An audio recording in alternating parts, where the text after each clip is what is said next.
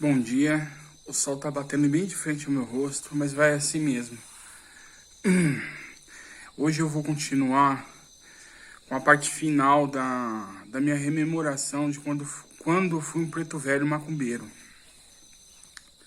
Né, eu coloquei esse texto aí.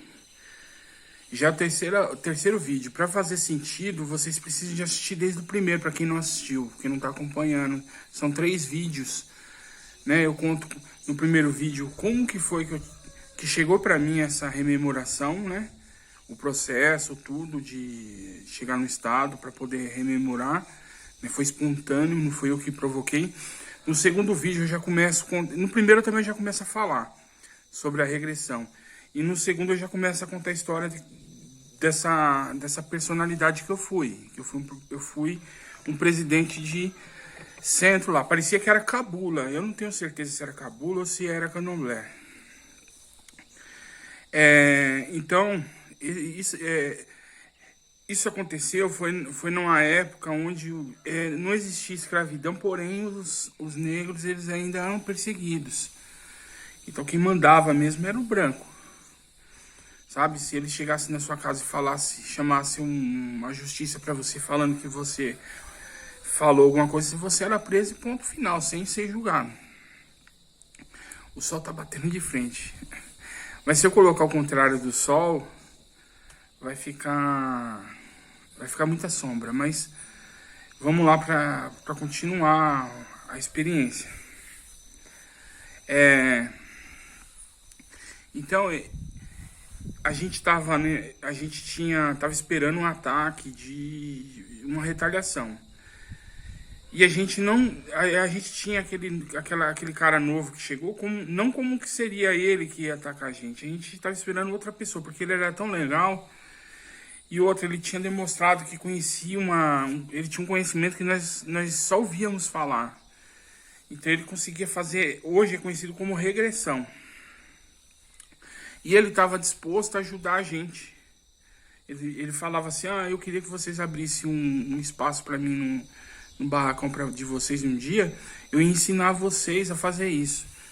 A gente ficou feliz, né? Ficou contente em aprender uma coisa nova. E aí chegou o dia da primeira aula dele, né? E a gente confiando nele. Aí ele falou, vai você primeiro pra mim, né? Eu vou fazer com você primeiro para os outros verem. Então ele foi me levando para um estado para chegar e fazer a regressão. Só o que ele fez? Ele foi lá buscar uma personalidade onde eu era muito ligado no dinheiro, trouxe essa personalidade para aquela reencarnação e instalou ela. Eu falo instalar, mas o nome não é esse. E aí, só que ele fez isso de uma forma que a maioria que estava observando não ouvia ele falar, que ele falava comigo mentalmente. E eu pedindo socorro pro pessoal para não deixar ele fazer aquilo, porque eu tava eu tava hipnotizado. Eu tava no estado alterado. Mas eu não estava no controle. Aí ele trouxe essa personalidade e ele fez eu sentir muito sono. E aí ele falou pro pessoal, eu vou ter que fazer uma viagem hoje à noite, na semana que vem eu venho de novo. E o pessoal acreditou nele, eu fiquei dormindo lá. Quando eu acordei, eu não lembrava direito das coisas. Mas eu já não acordei a mesma pessoa. Aí, nisso veio um outro grupo, que eram negros também, da cidade, conversar comigo e tal, falar de um carnaval. Isso era no Rio de Janeiro. Falar pra ele, mas o nome não era carnaval, tinha outro nome, falava numa gíria. Falando de uma escola, de um barracão que ele se envolveu com o carnaval, né? E ficou muito rico. E eu já tava já com a cabeça virada, já era um cara que só quis. Aquela personalidade minha lá, egoísta e materialista, tava dominando eu, inconsciente. E aí eu me interessei por aquilo, eu era presidente, eu comecei a fazer a cabeça de todo mundo. E o cara que saiu, que tinha feito a regressão em mim, ele não voltou mais. Sumiu. Aí eu fui e fiquei indo atrás disso daí, pra ver dessa história aí de como que ganhava dinheiro. Aí eu fui descobrindo como que os barracão estavam ganhando dinheiro na escola de samba. Como que funcionava? Você se formalizava uma escola de samba no barracão, você tinha proteção do Estado, porque era tido como, estava tendo como cultura, um movimento cultural, e era mesmo. E aí, os vereadores, prefeitos, eles financiavam para poder ganhar voto depois. Então tinha época de eleição que entrava dinheiro nos barracão, entrava muito dinheiro de financiamento. Mas aí a pessoa tinha que ter uma escola de samba e tinha que ir lá fazer o desfile e tudo. Aí eu descobri como que era o processo. Aí eu fiquei só nisso, querendo fazer isso. Aí eu juntei os pessoal dentro do centro que queria também, tinha essa mentalidade, aí rachei o centro. O barracão tinha pessoas que iam trabalhar espiritualmente, né? Desenvolver mediunidade, essas coisas, e eu fui para esse lado. Parei de exercer, fiquei tão ocupado nesse lado que eu parei de exercer a função de dirigente, de presidente, espiritual. E aí eu fui, me envolvi, conseguimos formar uma escola de samba, eu não me recordo o nome. Aí a gente fez aquele desfile, mas era uma escola de samba que não era, como é que se diz? Não era reconhecida. Mas a gente ficou tendo um registro como escola de samba. Então chegava a eleição, a gente pegava dinheiro e investia lá no barracão. E aí a gente ficou nessa aí, vamos parar quando conseguir reformar, fazer um centro grande. E aí que eu fui ficando velho, aí e participando de vários carnavais, a gente às vezes dedicava ali várias noites, vários dias de trabalho e perdia tempo só com isso. E aí rolava as orgias, começou a acontecer orgia depois do carnaval nas festas de barracão para ganhar dinheiro, aquelas festas onde as pessoas faziam um monte de bebia e soltava o demônio ali, aí tinha até orgia e sexo. E aí começava o pessoal querer ir pro barracão de fulano que lá era mais liberal. Então não era todo barracão que fazia isso, não toda escola de samba não. E aí na minha escola de samba eu comecei a fazer isso para ganhar dinheiro pro pessoal. Os dirigentes, eu e mais ou menos umas 15 pessoas que estavam envolvidas com isso, ficamos ricos. Conseguimos ficar ricos. A nossa escola nunca foi campeã, nunca foi uma escola. A gente nunca conseguia ser promovidente.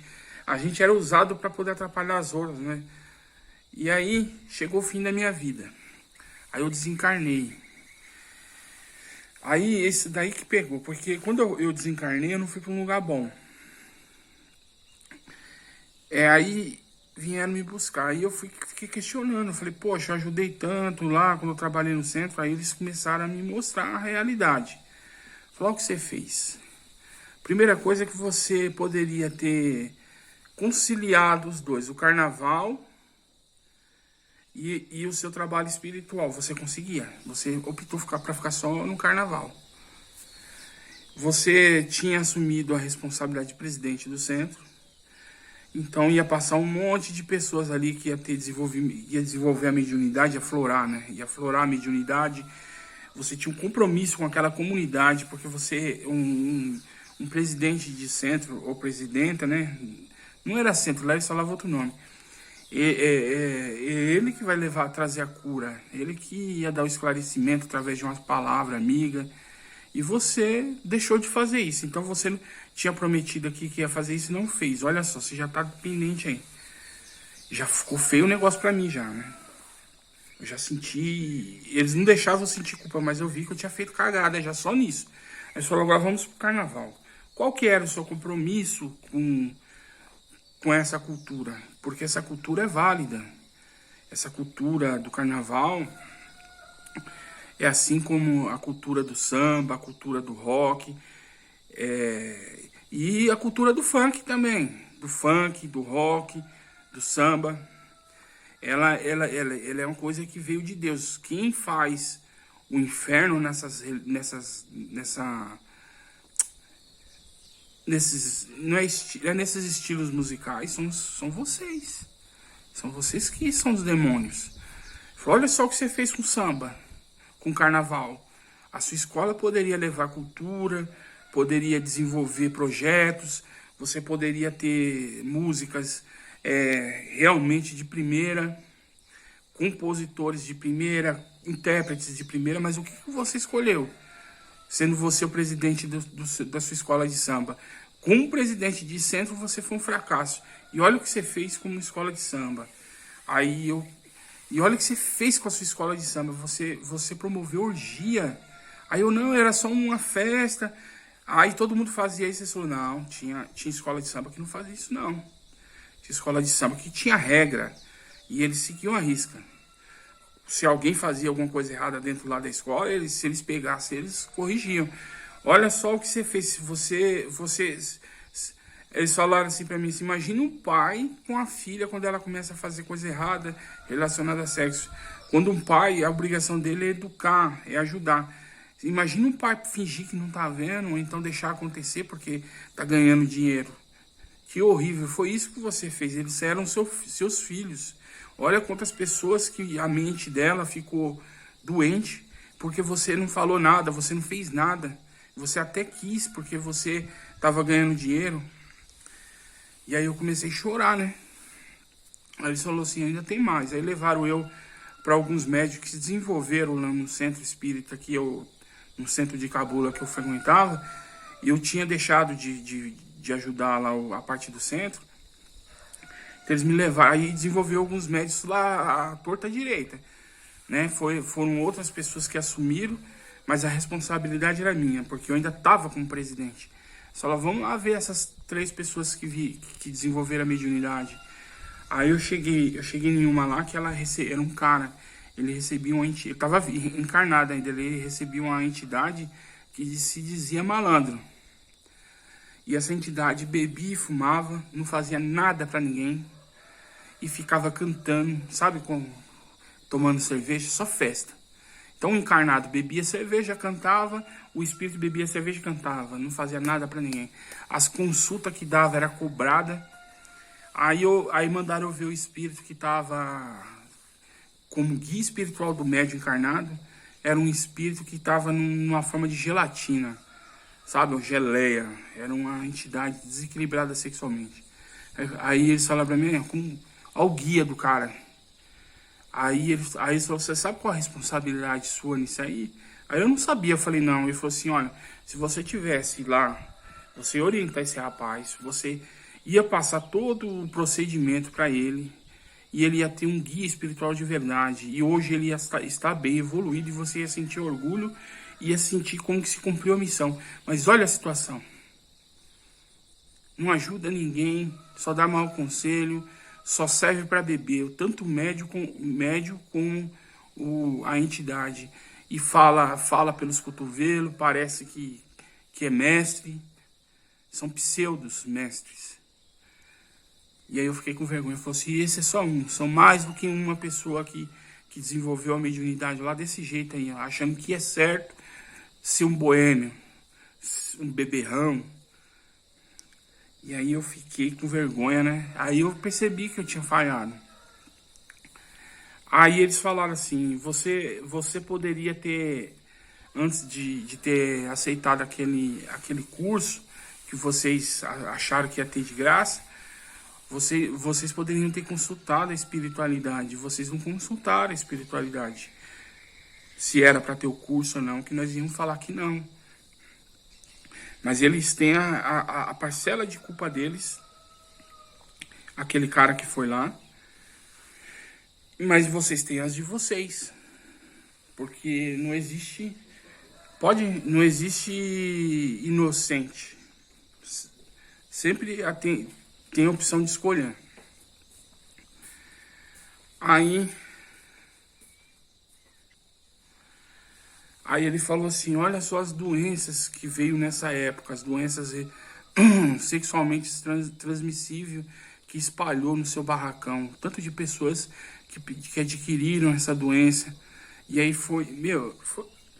desculpa, mas Foi mais de 300 pessoas que não teve casamento por conta dessas festas que eu fazia. As pessoas pegaram doença sexualmente transmissível, não pôde casar, sofreram, algumas morreu, virou câncer. Outras ficaram tão desequilibradas porque entidades trevosas ficaram com elas. E aí, um monte de gente doente sexualmente. Um monte de gente doente. E aí eu vi o tamanho da minha responsabilidade. Aí eu fui e perguntei pra ele assim, o carnaval é tão ruim assim? O carnaval é tão destruidor assim? Aí eles falaram pra mim assim, não, destruidor são as pessoas. São as pessoas. Aí me levaram numa outra escola de samba, onde a mentalidade dos pessoal que estavam lá era diferente da minha, eram pessoas evoluídas. Então eu percebi que ali houve pessoas que através da música pararam de roubar, eles me mostraram, começaram a respeitar a sua esposa, e não tinha essas festas, essas orgias, não tinha uma festa assim voltada para esse desequilíbrio. As festas eram voltadas para a família, para reunir a família. E as músicas tinham mais conteúdos, ou seja, tinha cultura na música. E eu queria até deixar entre parênteses aqui, que eu já nesse meu canal já falei do funk agora que tá tendo. Já falei do rock, tem uma ficção que eu contei do rock e do funk, foi uma projeção astral. Onde eles abrem portais, né? Eu falei do funk, da parte que é desequilibrada, e do rock. Mas não é justo eu ficar falando só da coisa negativa, porque olha só o rock. O rock, não, igual eu citei uma banda, né, que me mostraram, que essa banda ela partiu pro lado ruim. Né? Na história tem aí a ficção. Eu vou deixar na descrição, onde os caras venderam a alma pro diabo e depois e eles ainda estão vivos. Mas o rock, ele não é só essa coisa ruim, ele tem um lado bom. Existe cultura no rock. E o funk de hoje em dia, eles mostraram pra mim, né, eles estavam mostrando pra mim, que o funk, o que acontece? Tá faltando investimento nas crianças na periferia, investimento cultural, sabe? Essas crianças se elas estão tentando cantar o funk é porque elas têm essa vontade, esse negócio na alma de cantar. Se elas estão cantando errado, igual tem muita gente que não gosta de funk, eu particularmente não gosto, é porque tá faltando investimento cultural, sabe? É na base, nas crianças da favela, nas crianças da periferia. Você tá faltando um investimento, sabe? Eles precisam de ter acesso a teatro, a ensinamento de teatro, a ensinamento de como compor música, de poesia. Esse investimento, isso daí também precisa de dinheiro, precisa de alguém com dinheiro para fazer esse investimento, para gerir, fazer isso funcionar. E aí vai mudar o conteúdo das letras do funk. Porque essas crianças vão começar a ver a poesia, vão começar também a falar, não existe só violência, não existe só sexo, existe poesia, existe amor, mas não o amor de sexo, o amor, né? E elas vão começar a cantar isso também. Então foi o que eu senti. Então vou fechar esses parênteses. Então fechar não, ainda não. Então no meu canal eu falo do funk, eu conto lá do portal, eu conto uma história também que é negativa também do rock. E agora eu tô contando do samba. E eles me mostraram no samba que o samba que era só a minha escola e algumas outras que fazia coisa errada. No samba não, no carnaval. Que o carnaval é cultura também. E que o desequilíbrio está nos dirigentes, nas pessoas que estão por... Porque o carnaval tem lá as pessoas que estão ganhando dinheiro com aquilo. É essas pessoas aí que estão deixando de apostar na cultura e estão apostando no mais fácil, que querem dinheiro. E aí eu fecho os parênteses. Porque tanto no samba, quanto no rock, como no funk, se tiver investimento cultural, tem resultados bons, tem conteúdo bom, entendeu? Então, nessa rememoração minha, que eu fechei os parênteses, né? Eu cometi vários erros nessa reencarnação. Primeiro foi abandonar a minha missão, que era ser presidente daquele centro. O centro aplicava passe, usava água, o centro fazia cura espiritual. Não era um centro de cabula, mas não me importa. E o outro erro que eu cometi foi quando foi não em assumir a escola de samba, e fazer uma escola de samba. O erro que eu cometi, depois de ter assumido, foi não usar, assim como um pai com os filhos, educar as pessoas que estavam lá, que me respeitavam, que a minha opinião valia. E como eu era presidente lá também, eu tinha que falar assim: não vai dar, vamos fazer história, vamos fazer direito, buscar cultura, envolver compositores que tinham cultura, que tinha compositores que queriam e não eram pegos, as escolas deixavam para lá. Isso acho que acontece ainda. Então, eu errei. Então, tanto na escola de samba como no centro de cabula, o errado não era nenhum dos dois, era eu. Era o ser humano que estava lá errado. Se colocar um ser humano certo, ele faz certo. Hoje eu tenho outra visão. Se fosse hoje, talvez eu apanharia menos, conseguia mais resultados.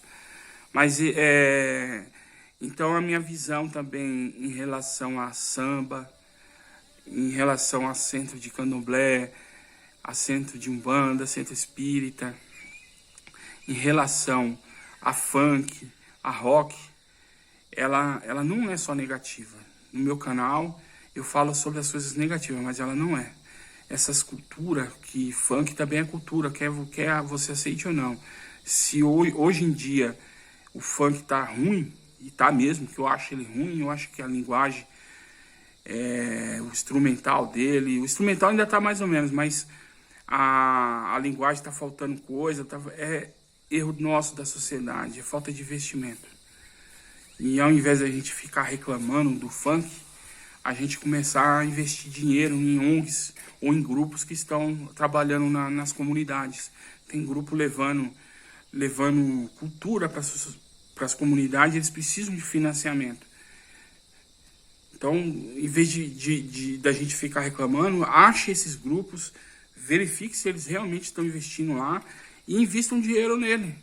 Invista R$100, invista 1.000 se você tiver, para que eles levem a cultura para o pessoal das comunidades, para que eles levem o teatro, para que eles levem lá o amor. E aí vai mudar o conteúdo do funk. Vai mudar as letras. E isso aí é investimento a longo prazo. Tá bom? Então tá jóia. Um abraço a todos. E é isso aí. O final dessa regressão eu perdi por conta disso. Eu tenho muitas regressões que eles me mostraram, onde eu consegui me dar bem espiritualmente. Mas eu prefiro aqui ficar falando das que eu quebrei a cara, que é pra ser, porque eu sei que as pessoas que me ouvirem mesmo, elas vão aprender alguma coisa. Falar, poxa, isso eu não vou fazer. Se ele fez e deu errado, eu não vou fazer. Então é por isso que eu prefiro falar. Mas depois que eu entrei em coma, eles fizeram tanta regressão em mim, eu tenho aqui, ó. Tenho aqui. Eles fizeram que eu cheguei a uma situação na minha regressão que eu vi quando eu cheguei no planeta, que eu era um extraterrestre. Eu cheguei no planeta na época que o homem vivia na caverna. Eles me mostraram, eu reencarnado nessa época. Eu me envolvendo em guerra até nessa época. Em guerras de tribo. Então, teve dias lá na UTI, que aqui no plano físico foi um dia, mas eu fiquei, foi um ano. Eu tive experiência de um ano. Eu não sei o que foi isso. Eu não sei se lá eles me projetaram para um outro lugar, eu não sei. Eu só sei que o dia lá para mim foi um ano. Então nesse um ano eu tive várias regressões. E eles não me mostravam assim, a regressão, eles não mostram assim todo dia, eles mostram os pontos importantes daquela reencarnação.